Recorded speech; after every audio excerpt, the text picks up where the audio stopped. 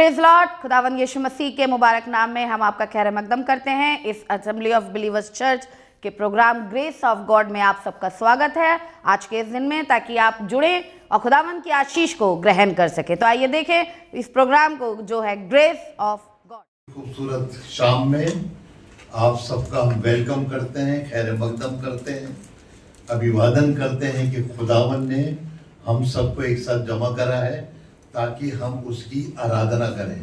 खुदा की आराधना करना खुदा को तो अच्छा लगता है, लेकिन खुदा के लोगों के अंदर वो जो साहस बनता है वो खुदावन आपकी आराधना से करता है। कन्वेंशन सेंटर का काम चल रहा है, अभी भी मजदूर काम कर रहे हैं, रात के 8-9 बजे तक काम करते हैं और चाहते हैं कि जल्दी से खुदा वहाँ पर अपना काम खत्म करे और खुदा की बड़ी वहाँ पे महफिल जमे और खुदा की पवित्र आत्मा वहाँ पे कर सके। दुआ करते रहिए आप में हमें आपकी दुआओं की बहुत बड़ी ज़रूरत है, क्योंकि जहाँ दुआ होती है वहाँ पे सारे काम टाइम से हो जाते हैं और जो टाइम खुदा ने मुकर्रर करा है उस टाइम तक वो हो जाएगा। हम अपनी तरफ से तो बहुत कोशिश करते हैं, लेकिन खुदा बेहतर ही जानता है। वहाँ के कन्वेंशन सेंटर की बच्चों ने जब वहाँ पे क्रिकेट खेल रहे होंगे, कुछ कर रहे तो भेजी तो बड़ी दूर दूर से उसमें कमेंट आते रहेंगे हमारे पास कि ये आपने क्या बना रहे हैं, क्योंकि अभी कुछ लिखा तो है नहीं वहाँ पे। हमने कहा सेंटर बन रहा है और एक दिल्ली वालों के लिए एक अच्छी वो जगह बन रही है कि अगर कोई बड़ा फंक्शन करे तो वहाँ पे आ सकते हैं, कोई पैसा खर्च नहीं करना पड़ेगा, अपना सेंटर होगा, अपनी सारी चीज़ें होंगी और आने वाले दिनों में खुदा उसे बहुत अच्छा कर देगा। ईस्टर का जो वहाँ पे इबादत होगी बहुत अच्छी होगी। हम ये सोच के चल रहे हैं कि ईस्टर की इबादत बहुत अच्छी हो, क्योंकि जिस तरीके से काम चल रहा है खुदा बाप बड़ी बरकत देगा। हमें आपकी दुआओं की ज़रूरत है। आइए, हम पिछले हफ्ते से हमने एक सीरीज शुरू करी है और वो है बहुतायत, यानी उर्दू में कसरत। खुदा ने क्या क्या चीज हमें कसरत से दी है। बच्चों को छोड़ के उसने बहुत सी चीजें कसरत से दी हैं, क्योंकि बच्चों के ऊपर तो इंसान जो कि परिवार नियोजन करवा देता है, लेकिन जो खुदा ने बातें जी बताई उसको कोई रोक नहीं सकता। पिछले हफ्ते हमने बताया था, अगर याद हो, क्या बताया था मालूम है? अपनी जिंदगी में बुराई करना है। अच्छा, भलाई वो तो नहीं कर रहा था, नहीं, कुछ और था, फजल था, अनुग्रह। यानी हमने अच्छा तो जरा पढ़िए पहले इफ्सियों का 3 बाब उसकी 20वीं आयत।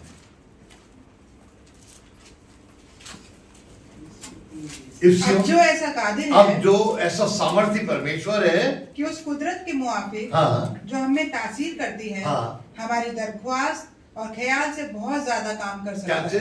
यानी खुदा की चीजें हमारे लिए बहुत ज्यादा से काम करती। आप बड़ी मेहनत करते हैं लेकिन तनख्वाह उतनी मिल रही है, लेकिन खुदावन कह रहा है मैं तुम्हारे लिए थोड़े में से ज्यादा कर दूंगा। आपको मालूम है खुदा बाप बहुत चीजों को बढ़ाना जानता है। चर्च में लोग कम है, हमारी कोशिश से ना हो, लेकिन खुदावन उसको बढ़ाना जानता है। एक मुट्ठी आटे को 3.5 साल तक से चला सकता है। आपने देखा ही होगा, एक कुप्पी तेल से कितने बर्तन उसने भरवा डाले। सिर्फ खुदावन ये चाहता है, उसके पास कसरत से है। पिछले हफ्ते समझाया था, फजल बड़ा कसरत से। वो जकरिया जो कि बड़ा बुढ़ा था, खुदा का फरिश्ता कह रहा था कि तेरे बेटा होगा, यानी फजल आ रहा था और वो कबूल करने के काबिल नहीं हो रहा था। ये खुदावन आज मेरे और आपको बताना चाहता। आज का टॉपिक जो है वो है यूहन्ना 10 और 10वीं आयत की आखिरी लाइन पर पढ़िएगा। यूहन्ना 10 और उसकी 10वीं आयत की आखिरी लाइन। मैं इसलिए आया हूँ, बड़े ध्यान से सुनिएगा, मैं इसलिए आया हूँ कि वो जिंदगी पाए, जीवन। खुदावन क्या देने आया है? लोग कैसा आगे लिखा है, और कसरत से और बहुतायत का जीवन। कैसा वाला जीवन? बहुतायत का जीवन। 30, 40, 50 वाला नहीं है, 100 से ऊपर ले जाएगा आपको। लेकिन उस जो चीज वो बहुतायत से दे रहा है उसके लायक तो बने हम। अगर कहीं सामान लेने जा रहे हैं और थैला छोटा लाया तो भाई उस थैले में तो उतना ही आएगा, 2 किलो या 3 किलो, और हम चाह रहे थे कि 5 किलो आ जाएगा। हम अपनी जिंदगी को ऐसा बनाए कि जिंदगी में खुदावन अपना अनुग्रह भी ज्यादा दे हमें। उसने अनुग्रह इतना नहीं रखा मैं इतना ही दूंगा, या ये नहीं देख रहा मैं उसको ज्यादा दूंगा या उसको कम दूंगा, ऐसा नहीं करता। उसका अनुग्रह सबके लिए एक बराबर है। अगर उसका अनुग्रह ये जो मरियम पे हुआ तो उसका अनुग्रह हन्ना पे भी हुआ था। और खुदावन ने दोनों को बरकत दी, जकरिया को दी। अगर वो फरिश्ता एलिजबा के पास जाता तो शायद एलिजबा उसको कबूल कर लेती। देखिए सबसे बड़ी बात, जिंदगी की सबको जरूरत होती है ना। अगर ज्यादा तबीयत खराब हो जाए, मैंने देखा है हीना की मम्मी, ये जो मम्मी जब एडमिट हुई तो कितनी तबीयत खराब थी। बहुत बार ये हीना की तबीयत खराब हो गई। हाँ, उस टाइम हम कहते हैं हमारे लिए दुआ करो, खुद भी दुआ करते हैं और दूसरों से भी दुआ कराते हैं। छोटा बच्चा मिल जाए, अब अगर कोई जोनाथन की तरह हो और वो जाए हाथ मिला, बेटा मेरे लिए दुआ कर देना। यस, क्योंकि हमें जिंदगी की, हम नहीं चाहते आज निकल जाए, 2 दिन 2 साल बाद निकल जाए, यानी 30-40 साल में निकल, ऐसा कुछ नहीं है। खुदावन मेरे और आपको बहुतायत की जिंदगी देना करना है। मन करना क्या पड़ेगा इस जीवन को पाने के लिए? यूहन्ना का ही 5वां बाब है शायद, उसकी 24वीं आयत को पढ़िएगा। 24। हाँ, मैं तुमसे सच सच कहता हूं कि जो मेरा कलाम सुनता, बड़े ध्यान से सुनिएगा, आप जिंदगी पाना चाहते हैं तो जिंदगी बहुतायत की पाने के लिए खुदा बाप कह रहा है उसका कलाम सुनता है। और जो कलाम है, कलाम क्या है? यीशु मसीह। जो यीशु मसीह की बातों को सुनता है और मेरे भेजने वाले का यकीन और करता मेरे भेजने वाले का यकीन करता है। अब खुदा ने आपके पास भेजा किसी को, उसकी बातों का यकीन करना हमारे लिए लाजिम है। जब हम अपने सीनियर की बातें सुनते हैं तो हमें उनकी बातों को रिसीव करने की कोशिश करनी चाहिए। फिर से पढ़िएगा ये नहीं, मैं तुमसे सच कहता हूँ जो मेरा कलाम सुनता है मेरे भेजने वाले और मेरे भेजने वाले के का यकीन करता है। यकीन करना चाहिए, क्योंकि कलाम हमें दिया इसलिए गया है कि हम उसका यकीन करें। अगर वो शारपत की विधवा, किसकी? एलिया की ना, एलिया की बात को कबूल ना करती, खुदा ने कलाम लेके किसको कहा था जाके बोल दे? एलिया को। और एलिया के कलाम को उसने क्या करा? यकीन करा। हल्का से भी कहती पता नहीं कैसे होगा तो उसका आटा खत्म भी हो जाता उससे। तो बाइबल में लिखा है कि जो मेरा कलाम सुनता है और मेरे भेजने वाले के ऊपर यकीन करता है। यकीन बहुत जरूरी है।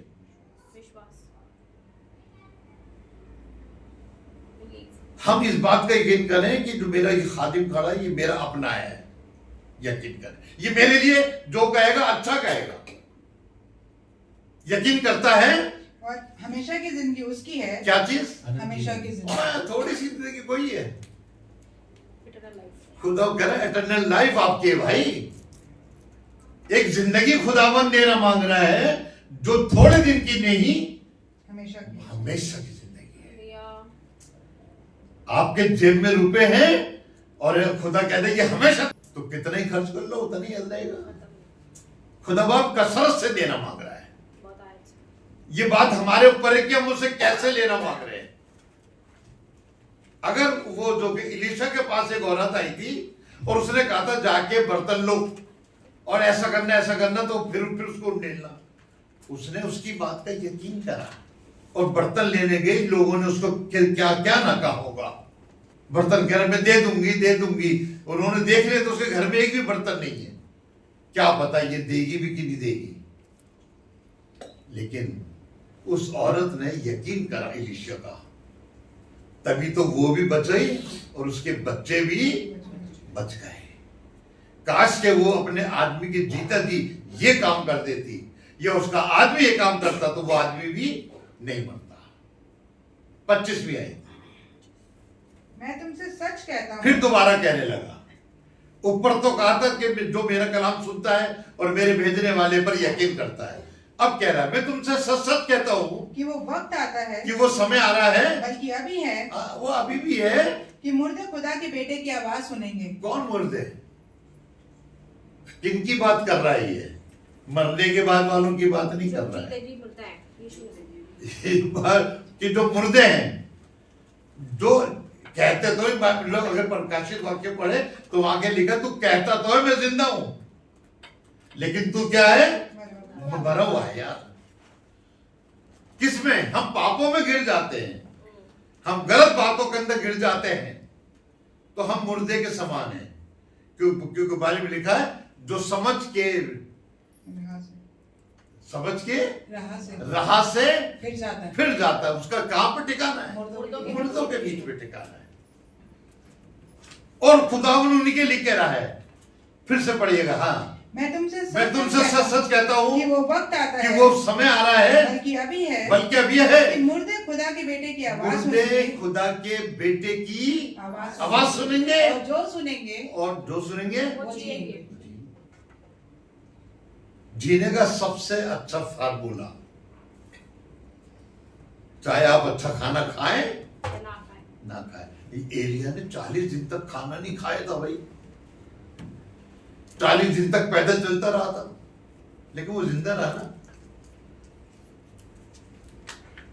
और ये खुदा कह रहा है कि वो सुनेंगे और जिएंगे। खुदावन हमको इसी जिस्म में जीवन चाहता जी जाए, हमारा जिस्म मुर्दों की तरह ना हो। क्योंकि वो मुर्दे क्या होते हैं? कुछ भी कहते रहो, सुनते कोई है। आज की दुनिया में बहुत से लोग ऐसे हैं जो बहुत बार ये जो टीवी पे सुनते हैं, बहुत बार खुदा के खादिमों से सुनते हैं, लेकिन उस पर अमल यही तो है कि अगर सुनेंगे, क्या चीज सुनेंगे। 26वीं आयत पढ़िए इसकी दी। क्योंकि जिस तरह बाप अपने आप जिंदगी रखता है। बड़े ध्यान से सुनिएगा। कौन है बाप? आसमान का खुदा। उसके अंदर क्या है? वो पहले भी था, अब भी और हमेशा रहेगा। अब आगे की बात। हाँ, उसी तरह उसने बेटे को भी ये बख्शा। लोग किसको? यीशु मसीह को बख्शा कि अपने आप में जिंदगी रखी। काय में? अपने आप में आगे की लाइन। बल्कि उसे अदालत करने का भी इख्तियार बख्शा। हाँ, इसलिए कि वो आदमजात है। मालूम है क्यों? उसने अपने बेटे को जिंदगी दी है, और जो उसके किसी के पास होता है तो वो दूसरे को देने की कुव्वत रखता है। आपके पास कोई सामान है, कोई आपसे मांगना है तो आप दे देंगे। हमें मालूम है, जब हम वहां रहते थे लोग गेट में, तो मम्मी कहती थी कभी, वो राहिल थी सामने ही तो रहती थी, वो को पता है ना, राहिल और उनके बेटे का नाम दौलत वगैरह। बेटा जरा ये एक कटोरी ले जा, और वो लिया ना चाने, जब राशन आगे दे देंगे। उनके पास होती थी तो वो दे देते। ऐसी जिसके पास जिंदगी होगी, जिंदगी देगा। जिंदगी अच्छी बातें होंगी तो अच्छी बातें बताता रहेगा। चोरी करने वाला अपने साथ वाले को सिखाता है ऐसे करते हैं, शराब पीने वाला शराब पीना सिखाता है। और डॉक्टर के पास जाइए, आनंद के पास जाइए, आपको बताएगा नहीं ऐसा नहीं, ये मत खाए करो, ये मत खाए करो, ये मत खाए करो।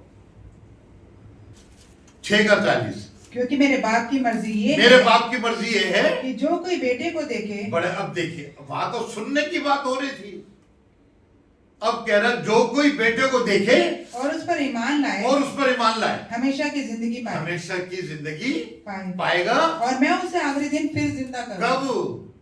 अब उसने ये नहीं कहा कि बस अब यहीं पे तुम्हें जिंदगी दे दूंगा, बल्कि कब? आखिर में। कब आखिर में? जब हमारा न्याय होगा।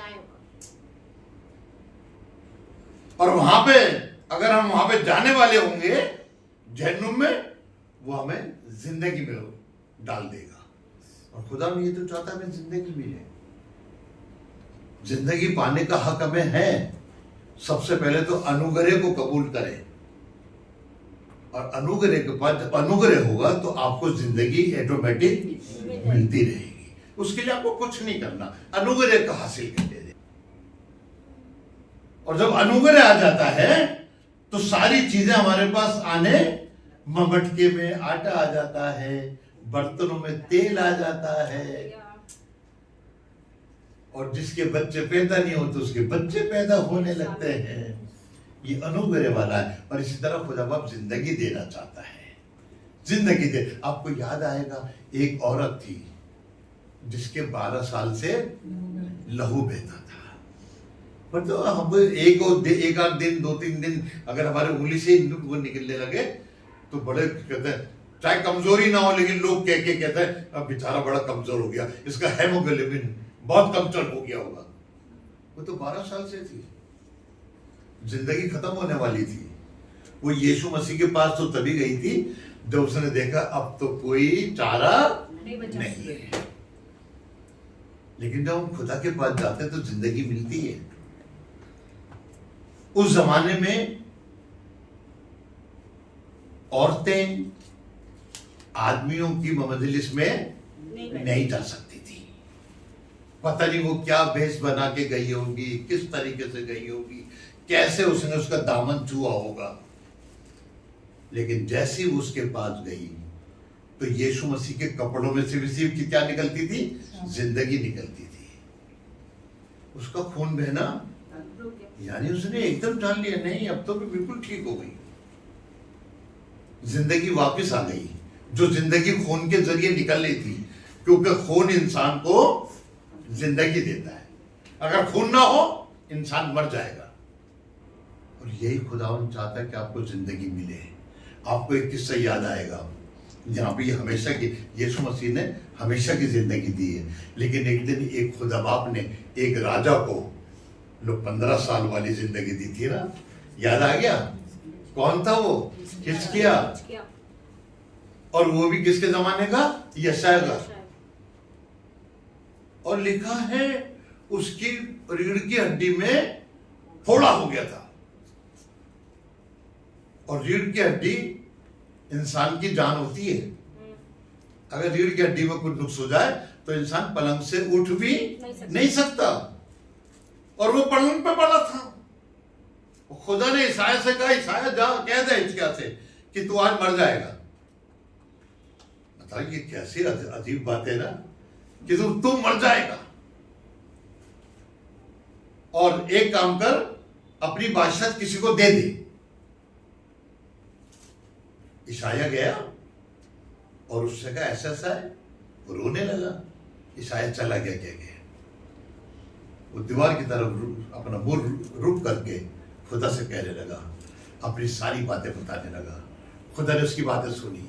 अगर आप अच्छे काम कर रहे होंगे, अच्छी बातें कर रहे होंगे, और जब आप पे दुख आएगा तो आप खुदा से, खुदा बाप मैं तो ये करता था, मैं तो ये करता था, ये कर, खुदा बाप कहाँ यार, करा तो है। मैं अगर जब 2 तारीख को 2 ही था ना, मैं गिरा था वहां पे। क्यों? खुदा, आप जब खुदा के लिए कुछ करते हैं तो वो आपके लिए अपने फरिश्तों को भेजता। मुझे मालूम उसने किस तरह मेरे को उठाया गया। सब बच्चे भाग कर आ गए। ऐसी वो हिजकिय्याह को जैसे ही कह के गया, खुदा ने फिर, अभी वो चौक में भी नहीं पहुंचा था, यशायाह से कहा बेटा वापिस जा और जाके कह दे मैंने तेरी उम्र के 15 साल। अब मैं यहाँ पर अगर 1 ही साल मिल जाता तो कितना खुश होते ना। वहां तो सिर्फ 15 साल मिल गए। क्यों? जिंदगी आसमान के खुदा के पास है। और वही जिंदगी उसने यीशु मसीह को दी है। और वही जिंदगी यीशु मसीह ने अपने लोगों के हाथ में दी है। जिस पे हाथ रखते हो ठीक होने लगता है। जिसके लिए दुआ करता है वो दुआ लग जाती है। और बाइबल में लिखा, खुदा ने कहा तुम दुआ करना तो बरकत देना। क्या देना? लानत मत देना कभी भी। और मैं अपने मुंह से कभी किसी को लानत देना नहीं चाहता, नहीं कहता, नहीं, ये खुदा का काम। मेरा काम कोई है, मेरा काम तो खुदा ने बरकत देने के लिए लिखा। गिनती किताब में का मूसा से कह दे कि तू लोगों से कहना, सबसे, नॉट ओनली द पादरी, कि लोग सबको क्या दे? बरकत। तभी तो हमारी भी बेटी एक काम कराती है, जब कुछ करना होता तो कहते अपने आसपास वाले से हाथ मिला और कहे खुदा तुम्हें बरकत दे। हमारा काम ही यही है। खुदावन एक बच्चे को और भी बरकत देना चाहता था। 120 साल की उम्र हो गई थी, उसे पहाड़ पे बुलाया और कनान देश दिखाया कि वो देश कौन सा है। उसने कनान कह रहा, देख लिया ना? हाँ, लेकिन तू इसमें दाखिल नहीं होगा। कितना यार, मैंने 40 साल जंगल में लेके चला, 40 साल के बाद में वहां से निकल कर आया और अब ये कह रहे हैं कि तू इसमें नहीं पाएगा। खुदा क्या बातें कर रहे हो, इतना काम करो तो फिर तुम कुछ नहीं तो भी जाओगे।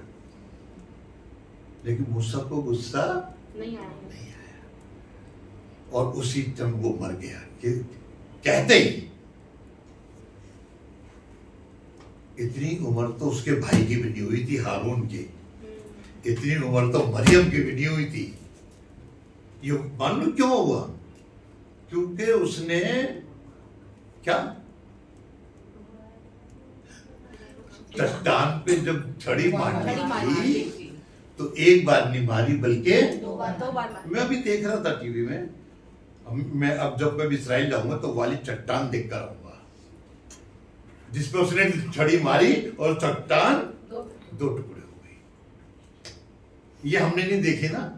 तुमने देखी? पढ़नी नहीं देखी। अब क्या हम देखने जाएंगे और देख के जाएंगे आज उसका क्या। और हम तो अब तो बिल्कुल उस टाइम लिखा है कि वो जब चट्टान यूं हुई तो मिलियन टन पानी निकल के आ गया। ओ इसी चट्टान पे से, क्योंकि खुद मूसा खुदा का खादिम था। गलती करी तो गलती की सजा मिल गई। बेटा 120 हो गए, बस बहुत, अभी मरने के काबिल नहीं था। वही खुदा आपको चाहता है कि आपकी जिंदगी बढ़े, और वो जिंदगी थोड़ी नहीं देता बल्कि बहुत आदमी देता है। आपको याद आएगा खुदा के बहुत से खादिम हुए, उनमें एक खादिम है जिसको जलते हुए तेल में डाला गया। उसका यूहन्ना आरिफ नाम था। और जब वो उसमें भी नहीं मारा, बताइए ये जिंदगी कैसी है ना। हमारी हल्की सी उंगली अगर उसमें यानी चाय गिर जाए हमारे ऊपर तो कितना चिल्ला पड़ते हैं। उसको तो उठा के खोलते हुए तेल में डाल दिया और वो फिर निकल आया। फिर उन्होंने कहा एक काम करो, इससे काले पानी की से वो दो सजा, क्योंकि वहां ना पानी मिलता है ना खाना मिलता है। जैसे यीशु मसीह के लिए ना तो पानी था ना खाना था, लेकिन वहां पे वो फिर जिंदा रहा, फिर यरूशलेम आ गया। लोग इस बात से कहते हुआ कैसे? ये वही था यीशु मसीह ने जिससे कहा था पतरस से, मैं चाहूं ये मेरे आने तक जिंदा रहे। खुदावन हमें जिंदा रखना चाहता है। काय के लिए?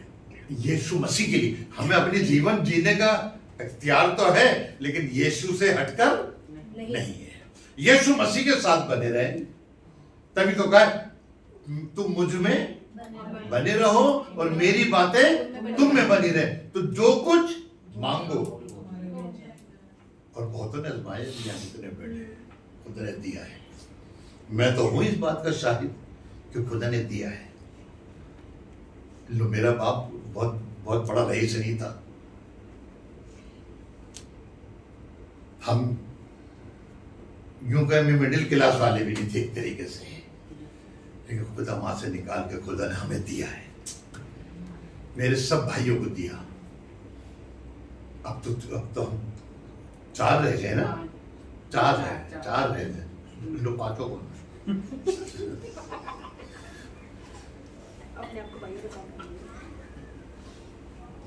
4 बच्चे हैं लेकिन चारों अपने पांव पे खड़े हैं और कोई किराए के मकान में नहीं रह रहा भाई। सबसे बड़ी बात,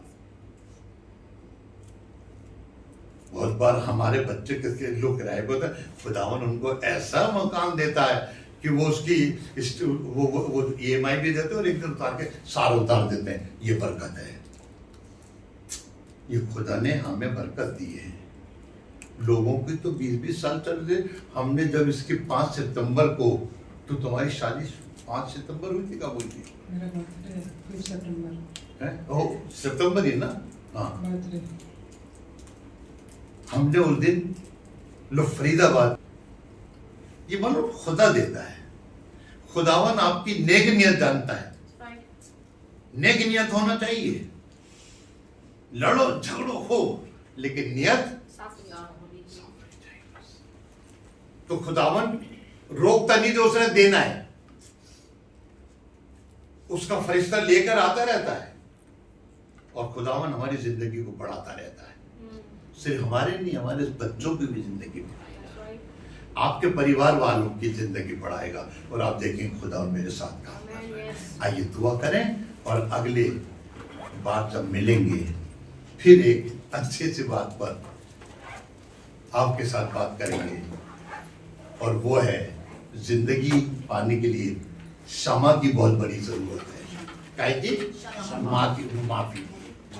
अगले हफ्ते इस बात पे बात करें। आइए दुआ करें मार्लिनी मिनिस्टर के साथ। उम्मीद है कि आज आपने जरूर बरकत को हासिल किया होगा और खुदावंद ने आपको आशीष दी होगी। हम चाहेंगे कि आप हमसे संपर्क करें। अगर आप किसी भी तरीके की सहायता करना चाहते हैं, दुआएं हैं आपके पास, प्रार्थनाएं हैं, तो ज़रूर आप हमसे संपर्क करें। हमारा पता और हमारे नंबर्स आपके पास पहुंच चुके हैं। आप इनके द्वारा हमसे कांटेक्ट कर सकते हैं ताकि हम दुआओं में और आपके साथ मिलकर खुदावंद की महिमा में आगे बढ़ सके।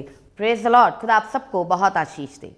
हमारा एड्रेस है assembly of believers church, S410 street number 11, school block, Shakarpur, Delhi 110092। और अगर आप हमसे फ़ोन पे कांटेक्ट करना चाहते हैं तो हमारे नंबर हैं 8527158740 और दूसरा नंबर है 9891358387। इसके अलावा 9891152423